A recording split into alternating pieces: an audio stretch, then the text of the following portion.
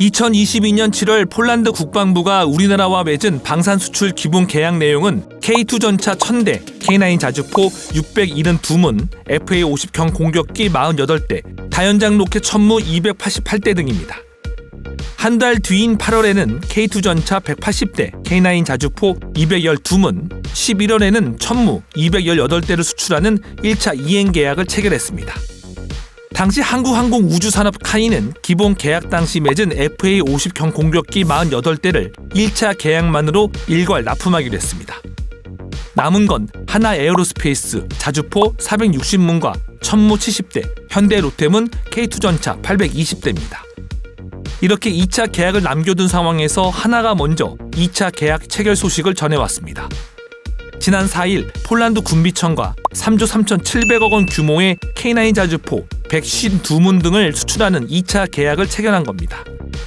하지만 기본 계약에 따라 나머지 자주포 물량 308문과 천무 70대는 왜 2차 계약에 포함되지 않았는지, 3차 추가 계약으로 이어질 가능성은 없는지 각종 추측이 난무하는 상황에서 악재가 터지는 듯 했습니다.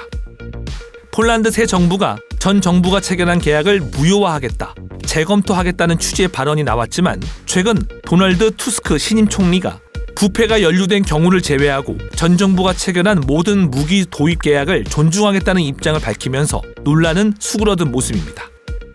발등에 불이 떨어진 건 가장 많은 물량이 남은 현대로템입니다. 1차 계약 이후 기술 이전과 현지 생산이라는 폴란드의 요구 조건을 충족시키기 위한 협상은 계속 진행 중인 것으로 알려졌습니다. 동시에 2차 계약 성사를 위해 정부의 금융과 외교적 지원도 요청하고 있는 것으로 전해졌습니다. 기본 계약만으로는 구속력이 없어 수출 물량과 시기를 확정하기 위한 별도의 이행 계약은 반드시 체결해야 하고, 이행 계약에는 무기 구매 대금을 지원하는 방식이 뒤따라야 하기 때문입니다. 1차 계약 당시 수출 규모는 16조 원대, 폴란드 요구대로 하면 계약의 반대급부로 12조 원, 2차는 24조 원 등 80% 수준의 금융을 지원하는 조건인데, 수출입 은행의 자기 자본 15조 원은 이미 소진됐고 시중 5대 은행이 대출을 검토하고 있는 가운데 높은 금리에 폴란드가 선뜻 받아들일지는 미지수입니다.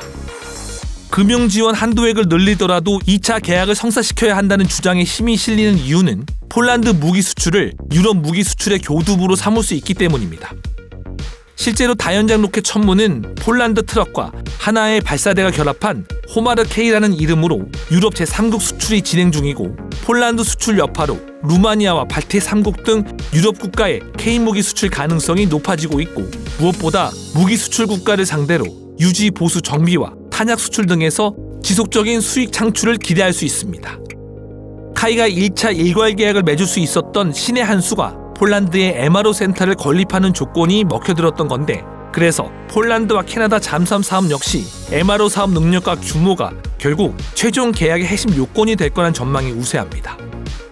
폴란드 신임 정부가 내년도 국방부 예산을 20% 증액하겠다고 밝힌 가운데 폴란드 전 정부나 신임 정부 모두 군비 증강을 통한 군 현대화 정책을 내세우는 국방 기조는 같습니다.